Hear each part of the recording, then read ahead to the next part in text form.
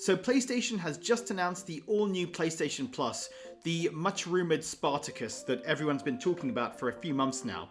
And it's pretty much what everyone expected. I think for me, it's an interesting proposition, but it does lack a couple of important things that I think are really, really important compared to Game Pass. So let me just kind of go through what exactly it is. There are 3 tiers to this PlayStation Plus subscription. The first one is PlayStation Plus Essential, which is basically existing PlayStation Plus, where you get 2 monthly download games, exclusive discounts, cloud storage, and online multiplayer.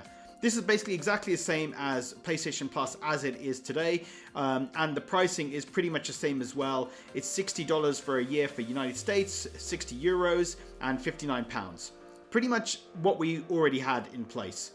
PlayStation Plus Extra is kind of like PlayStation Now, except it's only for PS4 and PS5 games. And basically it gives you everything from the Essential tier, but it adds another 400 games, PS4 and PS5 games that can be downloaded to the PS4 or your PS5, and you can play them included in that subscription. And they say in the press release that this will include games like Death Stranding, God of War, Spider-Man, Miles Morales, Mortal Kombat 11, Returnal. So some really good games there, to be fair. That's pretty good in terms of the actual games we're getting there. The cost of this is pretty expensive. It's $100 a year, €100 a year, or £84 a year. Quite a lot, to be fair, for what you're getting. But well, quite a lot. But you are getting a good selection of PS4 and PS5 games. Hopefully when we see the final list, it'll also be an impressive selection there. Then the final tier, the best tier, is called PlayStation Plus Premium. And this basically gives you all the benefits of Essential and Extra, and includes up to 340 additional games from PS3, PS1, PS2, and PSP. The PS3 games are only available via streaming, and PS1, PS2, and PS1, PS2, PSP, they can be downloaded and played. There's also a cloud streaming option for PS2, PSP as well, and PS1. So you can stream or you can play those games. Basically, PS3 is the only one where you can't download them. The cost of that tier is $120 or €120 or £100 a year. Quite a lot of money for that one. We're not getting any new games, so you're not getting any day-and-date games, which is what Game Pass gives. Personally, I'm not overly fussed about that. I think that's kind of a difficult thing for Sony to have done if they went for all new games being offered within PlayStation Plus. I think that's, they make a lot of money, obviously, from new games being sold, physically or digitally to people.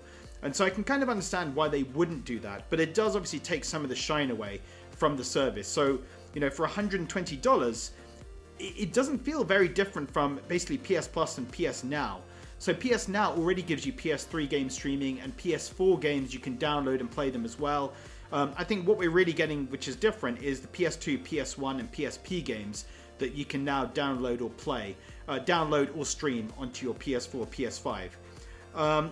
It's not too bad. I think one really major missing feature for me, and this is really, I guess, where it comes to me being a handheld gamer and preferring to just kind of play when I'm in bed or something. It doesn't talk about being able to stream these games on mobile.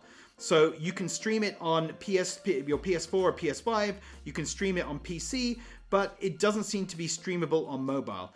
Now, on Game Pass, you can stream to your phones, you can stream to iPhone or to Android, but it seems like PlayStation have not got that functionality in place for their new PS Plus service. And I think this is really disappointing. I mean, you could argue that for Microsoft, maybe it's not the best move for them to have done that, because for me, I don't feel I need an Xbox at all, because I've got Game Pass on my phone or on one of my Android devices, and I've got access to kind of all of their major first-party titles and other titles, which is great. I was really hoping we'd have that with this new PlayStation Plus, that they would just kind of take that sort of learning from Microsoft and also have that on mobile. But it seems like they've just gone for PC and console, which means it's kind of less appealing for me. So one of the reasons I like remote play so much is because I can just kind of play in bed from my phone. But the fact that that won't be an option for this new service, and streaming games from PS Now you can't play on mobile when you're remote playing.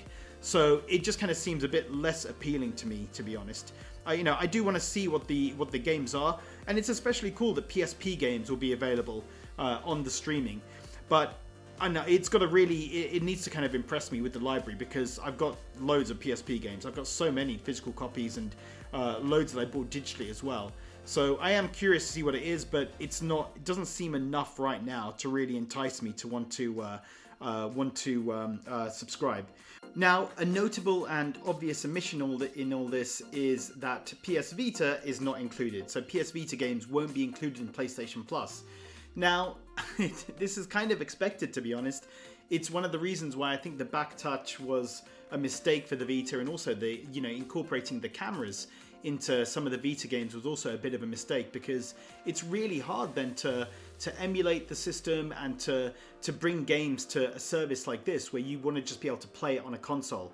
So unfortunately, no Vita games are included. Not unexpected, like I said, but it does kind of trap some of those games on the Vita, unfortunately. It's kind of a shame, because some games from the Vita could be included.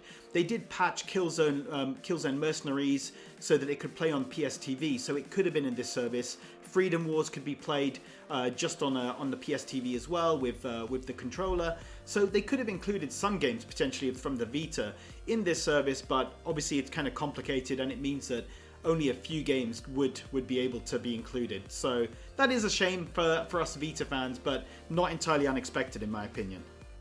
I think also one of the other advantages of not streaming is that you can take screenshots and record footage from your PS4 or PS5 when you're playing games. You can't do that with PS Now games.